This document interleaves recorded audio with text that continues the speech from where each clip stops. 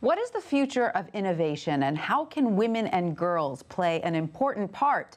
Built by Girls Ventures founding partner and president Susan Lyne joins us now from Cannes to discuss investing in startups and why we should all work toward a world built by girls. Susan, thanks so much for joining us. Thank you. So, Susan, first off, you are currently in Cannes to judge the Cannes Lions Innovation Competition, correct? What kinds of entries are you seeing there? Oh, it's been such a diverse group of projects, ranging from Google's AlphaGo project, which was years in the making. They finally created an AI program that was able to beat the world champion Go player, which I know may not sound incredibly difficult, but it was a phenomenal achievement, to a non-surgical adult circumcision process. Wow. I mean, literally, and many, many, many others in between. It was a stunning group of projects, and we ended up giving out 9 lions of about 450 entries. Amazing. Very, very exciting. Now, Susan, tell us about your latest endeavor, Built by Girls Ventures. We launched about 2 years ago. We were seeing an enormous number of female-led startups, and as we also realized that there were more and more women who were early adopters of technology, it seemed to make sense to look for the best of these female entrepreneurs who really know that end user incredibly well, and to back them. So we've seen almost 1,000 companies since we launched. So amazing. Now, you, of course, have held leadership positions in so many areas of media, formerly CEO of AOL's Brand Group, president of entertainment at ABC, CEO of Martha Stewart Living Omnimedia. You even founded an actual print magazine in the beginning of your career. Yes, I did. So looking at the world of content creation today, what do you think are the biggest challenges now that tech giants like Facebook and Google are in the mix? Well, I think that's a huge piece of it. I think it's we saw for a period of time that the internet allowed people, new brands, new voices, to easily access an audience. And now what's been interesting is that these mega companies are coming into play and are not just another platform, but they are becoming the platform for content companies, and more viewing is taking place on those platforms. So I think that's a challenge. I think it's also an opportunity if it's used well, because they have huge audiences, but definitely a shift. Absolutely. Now, of course, you also had a lot of success as the CEO of Gilt.com, but is there still room for new commerce startups in an arena that's increasingly dominated by Amazon? How does a new commerce site gain the traction it needs to survive today? You know, I think that what you have to look for are things that Amazon either won't do or can't do. Mm-hmm. So we see a lot of very interesting subscription products.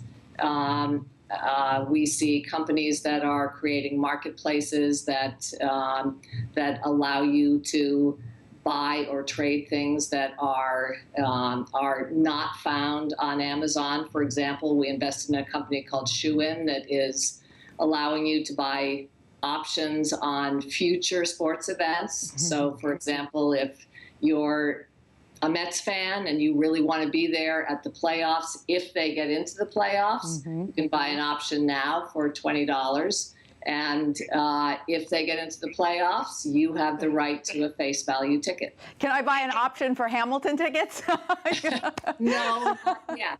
Not yet. Maybe down the road you can. Right. Now, Susan, Built by Girls Ventures has invested in 34 companies so far. Is that correct? Right. So what criteria are you looking for when you decide to invest? You know, we look for companies where they are addressing a large market, where we believe there is a real competitive opportunity there, and where there's a founder who, you believe is going to stay at this for a long time, for the time it takes to really build a successful company. And that's the key here, because I think often it's not, is it a better idea, or is it easy? It's that this founder was willing to stick at it for as long as it took to figure out the right business model, the right voice, the right whatever. Right.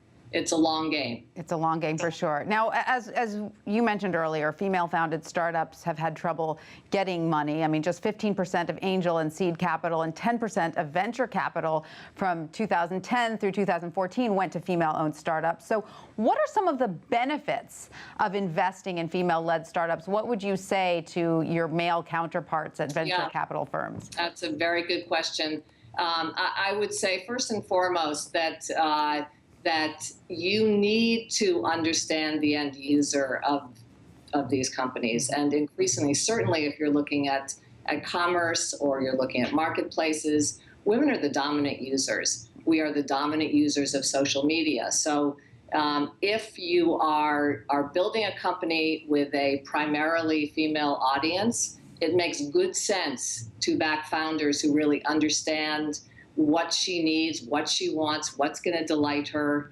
I think the other thing I would say is that women are problem solvers, consumer problem solvers. We see it over and over again. They're looking at some aspect of work life or home life that they believe they can optimize, they believe they can make better.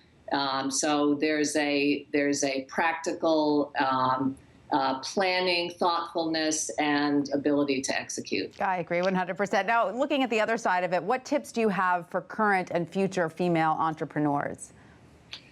Don't just pitch the business you are currently building. Spend some time thinking about how this can become a giant company, because venture capital is all about being able to find the one company in 10 that is really going to break out. I think women tend to pitch what they know they can deliver, and it doesn't hurt to have a little chutzpah and talk about what will happen in success, so what this could become over time. So think big and pitch big. Exactly. Susan Lyne, thank you so much for joining us today. Thank you.